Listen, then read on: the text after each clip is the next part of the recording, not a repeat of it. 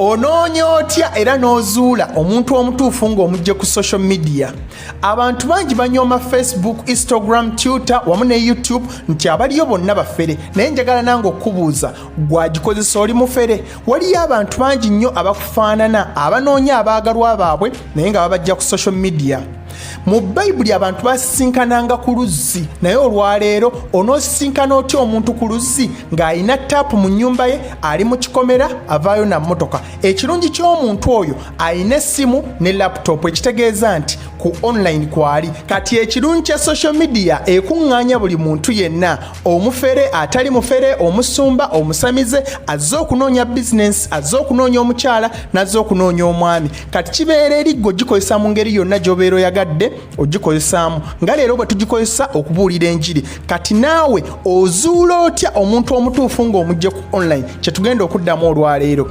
Babuuzaako mwena mikwano gyange, amanya gange nze Lukoma Jonathan, bwe guba gwe mulundi gw'ogusoose nkwaniriza nnyo ku Jack Online Ministry. Teweerabira okusubscribinga wansi awo, koona ne kadaawo kali wansi awo wansi kafaanana bwe kati. Gw'ojja osookanga okulaba vidiyo zaffe etteekayo olunaku olwokubiri n'olwokutaano. Olunaku olwokubiri tuba twogera ku mukwano. Onoonyeza otya omuntu omutuufu, ye okuumya otya obufumbo bwo? Naye ku lunaku olwokutaano tuba tuddamu ebibuuzo ebikwatagana ku bulamu bw'ekikristaayo. Bw'oba ng'olina ekibuuzo kyonna ekikwatagana ku Bayibuli, noonya ku WhatsApp namba yange eyo, nja kuba nkuddamu. Obeera mugumiikiriza kuba njogera n'abantu bangi. N'omuntu yenna eyandyetaaze otuwagira ku Jack Online Ministry, beera ng'oyita ku namba eyo y'emu, nja kuba musanyufu nnyo neera Mukama akumpeera omukisa. Katutandikirewo. Welcome back to Jack Online. Katutandike n'ekisooka, tutandikidde ku profile oba ebikwatako. Teekayo ebikwatako nga bituufu. Bw'obeera ng'oli musajja, teekayo ebifaananyi nga bya musajja. Bw'obeera ng'oli mukazi, teekayo ebifaananyi byo byennyini ng'oli mukazi. Bw'oba oli mufumbo, teekawo nti oli mufumbo. Bw'oba ng'okyanoonya,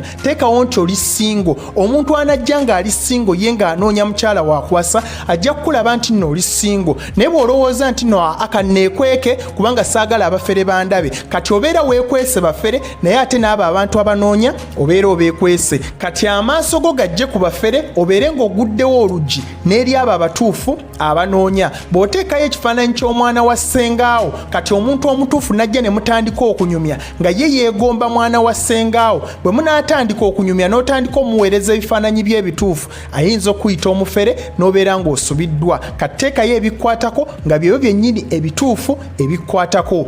Kyekisooka.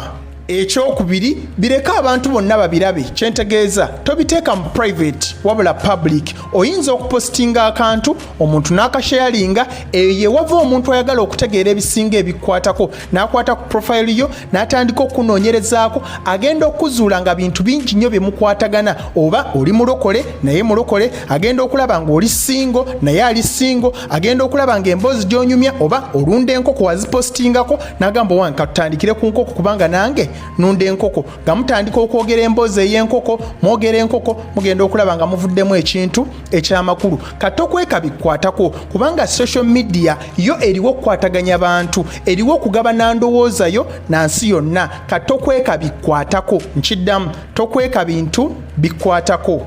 Ekyokusatu, weegendereze post kiz'okomentingako, comment gy'okomentinga nawe by'opostinga. Oyinza okwesiiga ekifaananyi ky'otali. Wabeerawo abantu abagoberera naye gwe nga tokimanyi. Bayinza okubeera mikwano gyo oba mikwano gya mikwano gyo, naye ne balaba leero ng'owemudde oba n'opostinga ng'oyambadde mini, oba nga wasuze mu night club oba mu bbaala, oba ng'onywa mwenge, oba ng'oli n'abasajja bakwatiridde, oba ng'oli mu wooteeri. Ate ekifaananyi kya wooteeri e Uganda tubeera tulowooza nti oba oli mwenzi oba tosobola tuula waka, gw'oli kirasi ya waggulu, oli sireggaalo, tosobola kufumba. Kati ekintu ky'otasobola kunnyonnyolera kirungi n'otakipostinga. Postinga ekyo ekisobola okwennyonnyolera kyokka, obeere nga tosalako bantu batuufu ku inboxinga. Ekyokuna, beera active ku social media. Kyentegeeza, postinga, tokowa postinga. Tomala wiiki namba nga tewaliko osuddeyo. Postinga ng'ogenze ku church, postinga ng'ofumba. Tuyigiriza okufumba emmere ey'enjawulo, tuyigiriza osiba enviiri, tuyigiriza ottabula emmere y'enkoko. Obeera osikiriza omuntu akola ekintu kye kimu, ayinza okujja nga akuwabula oba akwebuuzaako oba akuwa amagezi, ne mbeera nga mukwataganye n'omuntu ayagala ekyo ky'oyagala. Ne bw'olekerawo okupostinga oba kubanga tewali ky'opostinga omuntu anaategeera ddi kyoyagala oba onookonnekitinga otya n'omuntu ayagala ekintu ky'oyagala kati postinga enjiri oba oyagala byanjiri kati kankubuuze nze singa mbeera njagala mukyala mulokole nyinza obutamufuna kubanga babeera bamanyi ekyo kyenjagala okupostinga naddala ebintu ebituufu kyekyasinza okuba ekikulu ennyo mu kufuna omwagalwa ku social media kubanga omuntu ayagala ky'oyagala kyangu okwagala. Ekyokutaano, likinga, followinga page ezikola ebyo by'oyagala. Katugambe nti onoonya musajja mulimi, noonya farmers in Uganda, beera member mu eyo page nga buli kyonna kye bapostinga okomentinga olikinga. Bw'obeera ng'onoonya musajja mulokole, noonya amakanisa gonna ag'e Uganda galina pages zaabwe, beera ng'ofollowinga ng'okomentinga ng'oli active ku pages ezo kubanga abasajja abakola ebyo by'oyagala bali eyo.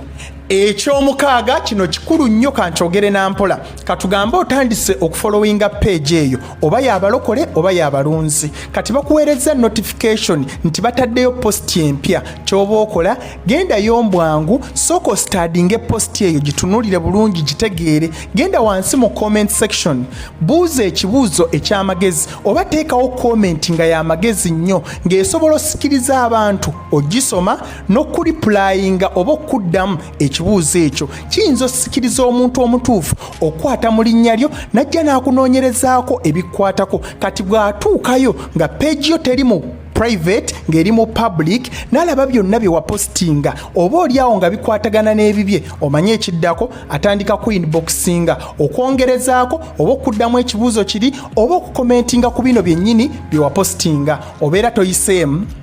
Ekyomunaana bw'atandika okuinboxinga nkuwa amagezi ga bwereere bw'obanga oli mukazi togeza n'omukwana oba n'olaga nti nno omwagala nnyo ekinene ennyo ky'oyinza okuwaana omusajja oyina amagezi kyekyokka ne kasita osukka awo n'olyoka omuwaanawaana n'omulaga nti gwe oli interested omwagala nnyo omusajja afa feeling teri musajja ayagala mukwana buli musajja ayagala abeere ng'ateekamu amaanyi okuwangula togeza n'okwana omusajja. Ekyomwenda togenda ku social media ng'onoonya musajja kasita ogendayo ng'onoonya musajja oba ng'onoonya mukazi oyinza okuggwamu amaanyi n'olekera okukola ebintu bino negendayo n'ebiruubirirwa ebirungi oba ng'ogenze kubuulira njiri ogenze kukyusa bulamu bw'abantu ogenze kuweereza oyina ky'ogenda osomesa ekyo oba otunuulira naye bw'ogenda ng'otunuulidde musajja oyinza okuggwamu amaanyi n'obirekera awo oba oyinza omufuna omusajja nga naye anoonya mukazi wakuwasa ne mwesinkana mbwangu olw'ebbugumu eryo n'essanyu ne mubeera nga temutunuulira bizibu ki ebiri mu ono n'ebiri mu ono kaŋŋambe omukazi oyinza obutawaayo budde kutunuulira bizibu biri mu musajja ne mwanguya ebintu n'obizuulira mbufumbo bw'ogendayo n'ebiruubirirwa ebituufu osobola okuwa omwami ono ebbanga n'osooka omuzuulamu ebirungi n'ebibi ebimulimu n'olaba oba oyinza omugumiikiriza oba toyinza mugumiikiriza naye bw'ogendera mu kupapa oyinza okukola ensobi ate yadde omufunye osigale ng'okola ekiruubirirwa kye ekyo kye yakusangamu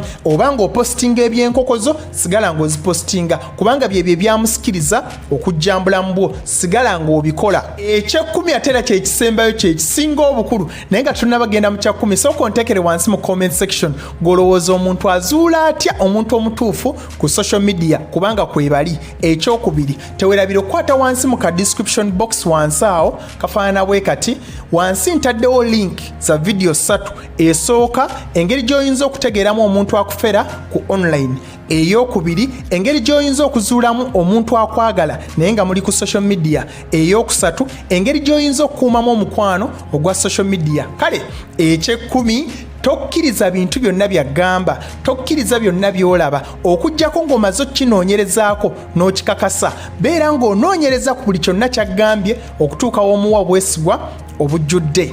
Mwebale nnyo okubeera nti mulaba video zange amanya gange nze Lukoma Jonathan teweerabira wansi okukomentinga okusharinga okulikinga mukama bampera omukisa mbaagala nnyo Yesu ly'ekkubo n'amazima n'obulamu tuddemu ku lunaku olwokubiri n'olwokutaano. Don't forget to subscribe to Jack Online Ministry.